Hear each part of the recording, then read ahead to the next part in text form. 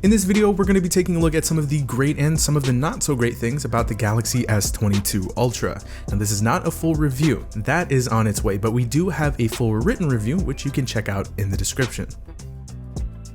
First up, the hardware. Now, like its predecessor, this thing is built like a tank. And as you'd expect, it's made with top tier materials, it's sleek, it's solid and weighty, it's nothing short of premium. Now, this goes for the internals as well, with that new Snapdragon 8 Gen 1 chip making for super fast and smooth performance. The shell of this phone is clearly reminiscent of the Note 20 Ultra, but unlike the Note and the S21 Ultra, the camera array is very minimal, making for a simple and clean design. Going hand in hand with that is the display. Again, as you would expect, this display is the absolute cream of the crop. 6.8 inches, 3088 by 1440, OLED, 120Hz, 1750 nits. It's sharp, it's bright, it's vibrant, it's smooth.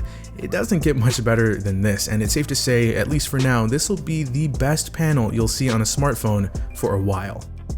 As the Note gets retired, the S line takes over along with the S Pen. It's the same great experience Note users all know and love, from coloring, writing notes, signing documents, editing, to pinpoint accurate navigation, and a whole lot more. This built-in stylus does it all, and it adds another dimension to the use of a phone. And it's something I miss having on other phones. It's the S Pen, it's awesome.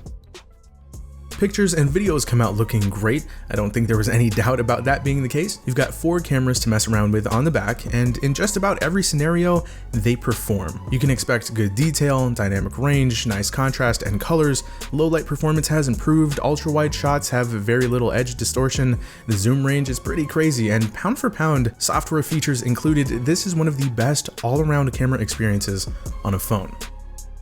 Samsung's skin on top of Android has come a long way, but what is probably the most impressive thing about Samsung when it comes to its software isn't just how feature-packed the OS is, it's the long-term update commitment. Samsung promises 5 years of updates, which includes 4 major Android refreshes. That's actually a lot in the world of Android. After all, that's more than the Pixel currently gets. On the flip side of things, there's no charging brick included with the phone in the box. Now, we saw this coming, of course, but it doesn't take away from the fact that, well, it stinks. The S22 Ultra has 45-watt charging capabilities, which is great, but you need to shell out an extra $50 for Samsung's wall adapter or go the third-party route. Either way, that's extra cash on top of the already pretty hefty amount you'll need to pay for this phone to begin with. There's no ignoring that $1,200 price tag. Now, we're not exactly saying that this phone should be $700 or anything silly like that. While that would be amazing and all, imagine the corners they would have to cut. Now, this phone is packed to the brim with hardware and software features. It's the do-it-all phone. Rightfully so or not, that's still a lot of money, and not everyone has a device that they can trade in to help knock the price down a little bit. This is a big phone. It's going to be a two-handed device for most. Not everyone wants that, and while a lot of people prefer larger phones, some people would rather have something more compact. Yes, of course, with a smaller frame comes less space for internals and whatnot, and if you're in the market for a small phone, why even look here, right?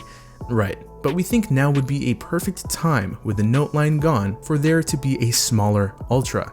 Sure, it would have a smaller battery and perhaps other compromises, but it would open the door for more people to be able to experience these unique features.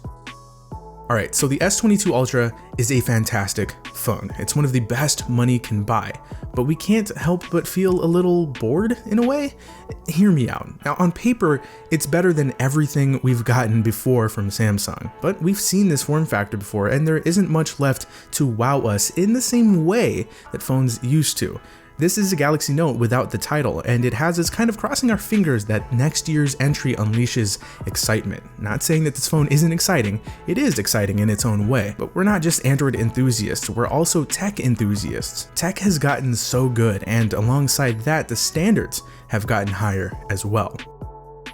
Now, as someone who's been completely spoiled by great haptic feedback on phones like the Pixel 6 Pro and even the Note 10 Plus, I can't help but be disappointed here. It feels like Samsung devices have been going backwards in this category. I know a lot of people won't even care about the vibration motor, but a lot of people do, as do I.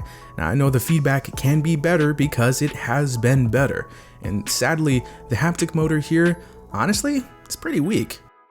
Yes, this, along with other things I'm talking about, can easily be considered nitpicking, but considering the context of this video, that just speaks to how good of a phone this is.